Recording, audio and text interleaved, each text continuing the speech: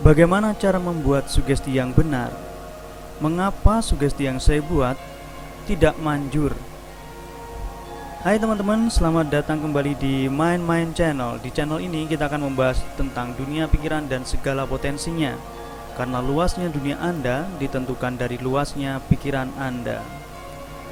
Teman-teman, pada kesempatan kali ini saya akan menjawab pertanyaan dari beberapa teman-teman subscriber yang menanyakan, intinya bagaimana sih caranya membuat sugesti yang mampu menembus alam bawah sadar sehingga mampu merubah perasaan dan perilaku. Dan kita tahu bahwa suatu perilaku akan membentuk suatu kebiasaan, dan kebiasaan akan menentukan nasib seseorang. Teman-teman, sugesti ini bukan hal yang sekedar kata-kata atau kalimat yang hanya dibaca berulang kali saja. Namun ada kaedah-kaedah khusus agar sugesti ini mampu menembus faktor kritis pikiran manusia, pikiran kita.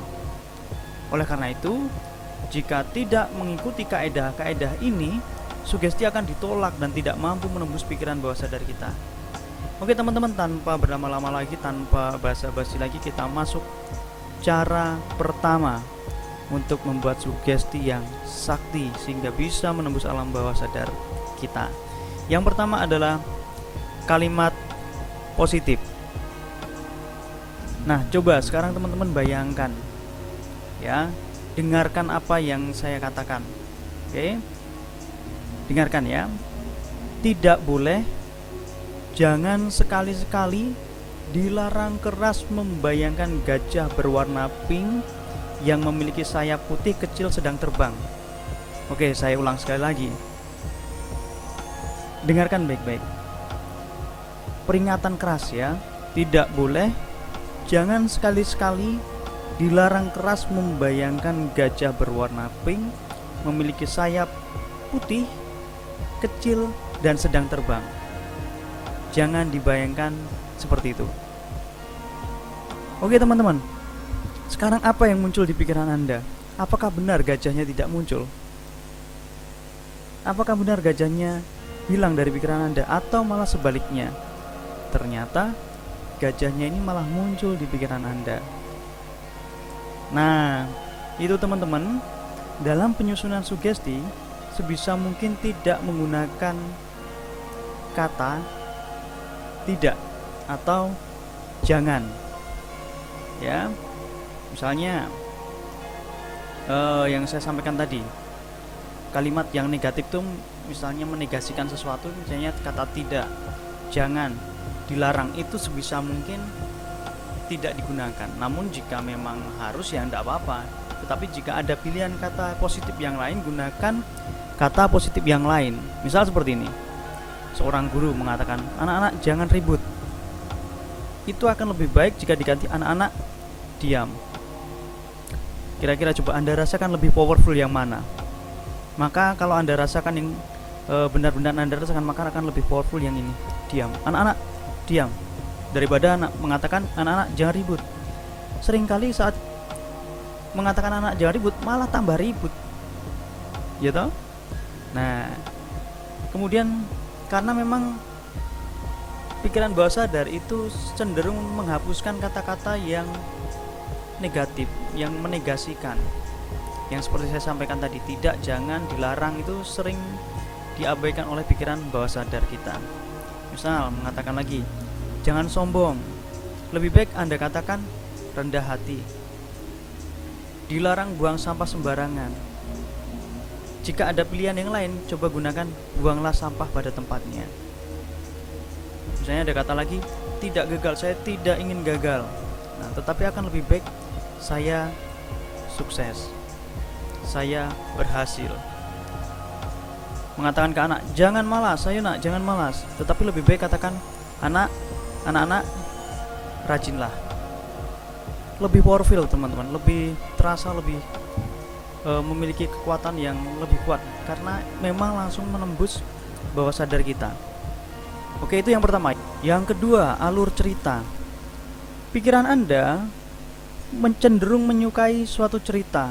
Gunakan cerita dalam menyusun suatu sugesti. Banyak sekali orang memberikan sebuah sugesti tanpa alur cerita yang jelas. Misal seperti ini, sekarang semakin semangat, diucapkan berulang-ulang. Hal ini saya temukan tidak memberikan hasil yang signifikan, teman-teman. Akan berbeda jika kita memberikan sebuah alur cerita. Kenapa harus semangat? Apa yang didapat jika semangat? Bagaimana semangat yang dimaksud? Hal ini bertujuan agar pikiran dapat mencerna sugesti dengan mudah dan lebih spesifik sesuai dengan yang kita inginkan. Ya, misalnya dongeng, teman-teman ya. Dongeng sebelum tidur itu sebenarnya mensugesti pikiran bawah sadar karena apa, di dalamnya berisi alur cerita. Ya seperti film anak-anak juga Cinderella, itu kan sejenis dongeng juga ya. Ada makna di dalamnya. Bahkan teman-teman, kalau kita amati ajaran agama di dalamnya juga berisi alur cerita. Dengan demikian setiap umatnya dapat tersugesti. Nah, tapi saran saya, kita pun perlu berpikir rasional sehingga menyaring sugesti-sugesti yang masuk dari para pemuka agama agar hal-hal yang memberdayakan saja yang kita terima, sedangkan yang tidak memberdayakan dapat kita tolak sehingga tidak masuk ke alam pikiran bawah sadar kita. Gitu ya teman-teman ya.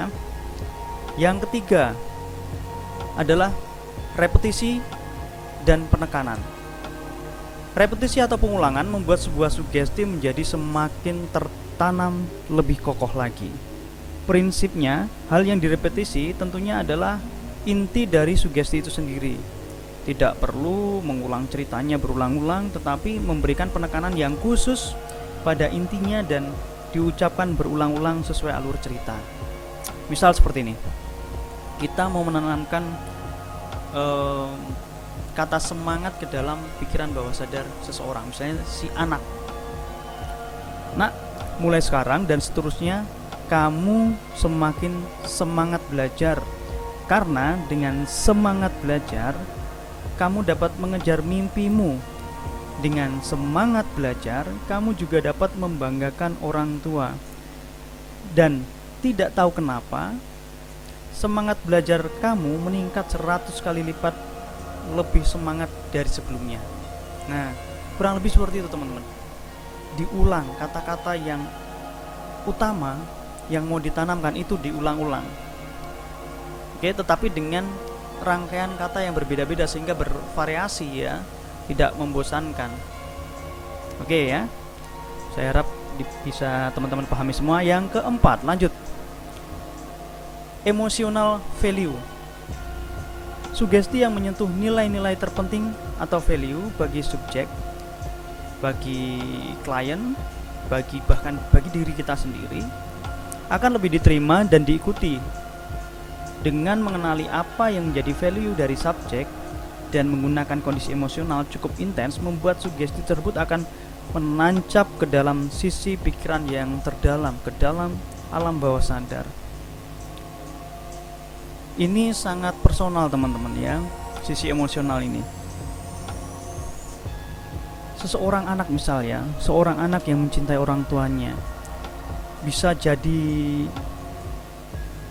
disentuh emosionalnya, bisa mudah tersentuh emosionalnya dengan misal membayangkan kebanggaan orang tuanya melihat dia berhasil. Ya, ada sisi bahagia. Misal lagi, bahkan sebaliknya, emosi negatif juga bisa ditancapkan di situ. Misalnya, kamu bayangkan kesedihan orang tuamu saat melihatmu gagal. Ini sangat personal, setiap orang bisa berbeda. Untuk itu perlu digali terlebih dahulu apa emotional value yang tertanam pada diri si klien, pada diri si anak, atau bahkan pada diri kita sendiri seandainya kita mau melakukan self hypnosis, hipnosis diri sendiri. Oke, next. Yang kelima, mudah dipahami. Perlu dipahami bahwa pikiran bawah sadar memiliki karakter seperti anak kecil.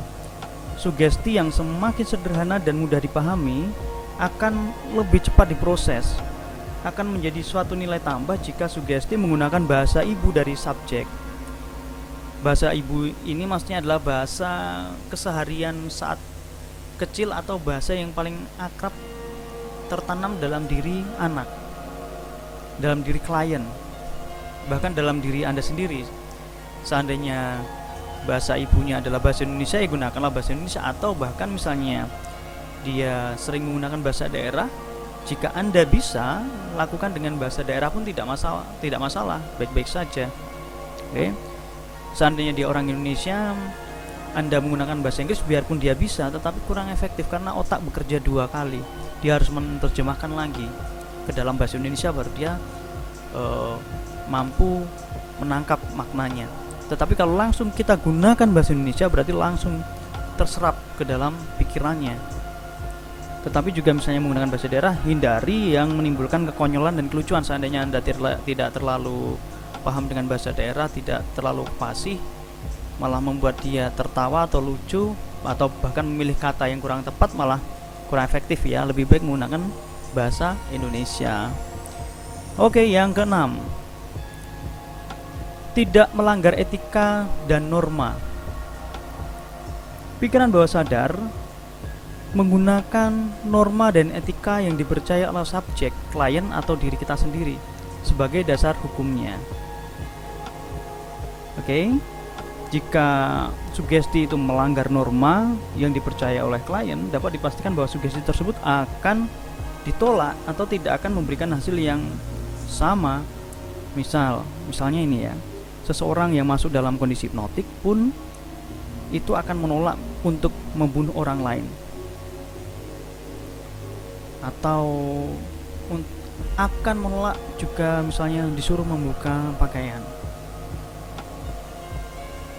juga akan menolak hal-hal yang secara norma yang tertanam di belief system si klien itu bertentangan dengan apa yang diperintahkan oleh si penghipnotisnya.